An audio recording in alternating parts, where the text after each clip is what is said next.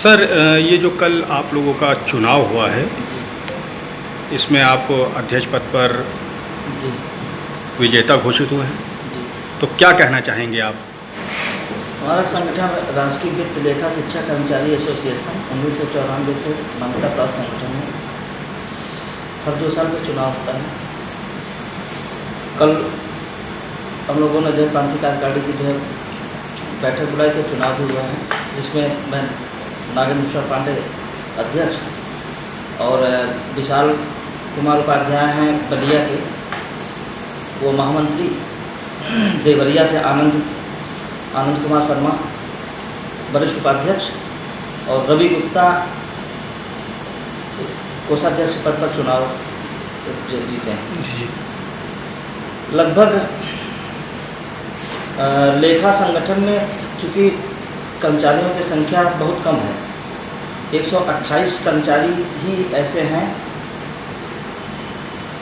जो इस संगठन से जो है जुड़े हुए हैं। बाकी लेखा संगठन के जो है गठन के बाद आंतरिक निदेशालय खुलने के बाद कुछ कर्मचारियों का जो है इस्टेब्लिशमेंट वहाँ चला गया, जिसकी वजह से जो है इस संगठन में संख्या कम हो गया।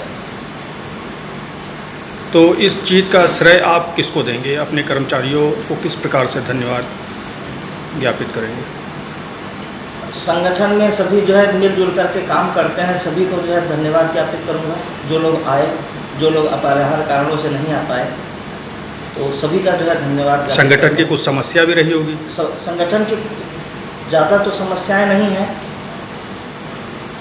एक बहुत विकट समस्या ये है कि जो 128 कर्मचारी इस समय वर्तमान समय में बेसिक शिक्षा के लेखा संगठन में कार्यरत हैं, कनिष्ठ लिपिक और टाइपिस्ट, इनकी पदोन्नति नहीं होती है।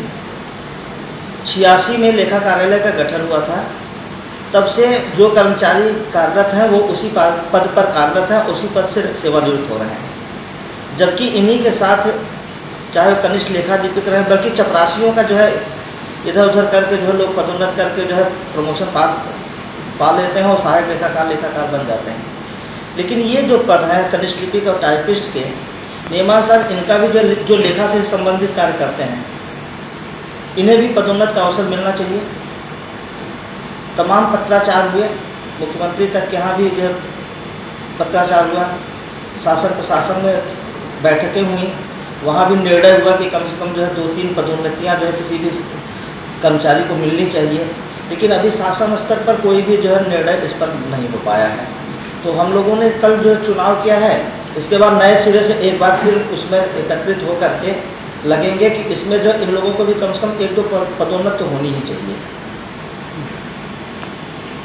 स्टेट गवर्नमेंट सेंट्रल गवर्नमेंट से कुछ अपील करना चाहेंगे आप? स्टेट गवर्नमेंट से ही उन लोगों का चूँकि काम पड़ता है, तो आग्रह है, सबसे अनुरोध ही करूँगा कि जो है अगर इन पर भी दया दृष्टि बन गई अधिकारियों की। मेन चीज़ है वित्त विभाग का।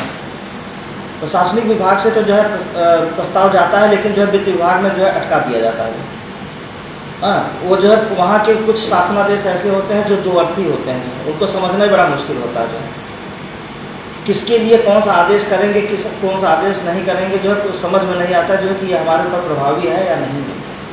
बस ये है कि जो है अगर वित्त विभाग जो है उस पर सहमत हो गया तो जो है चूँकि वित्तीय भार भी नहीं पड़ेगा इस पर, और 128 कर्मचारी हैं, सिर्फ पदनाम ही चेंज होगा। अगर वो हो जाएगा तो जो है ये लोग भी जो है समाज में कह सकते हैं कि हाँ हमारा भी प्रमोशन हुआ, हम वर्तमान समय में इस पद पर जो है कार्यरत हैं। आगे के चुनाव बिना संघर्ष के कोई चीज़ तो आज के युग में मिलना मुश्किल है ना, तो मुकाबला किया जाएगा। इस मंच के माध्यम से संदेश क्या देना चाहेंगे? बस ये है जो कि हमने अपने कर्मचारियों से सभी से कहा है कि ईमानदारी के साथ काम करो।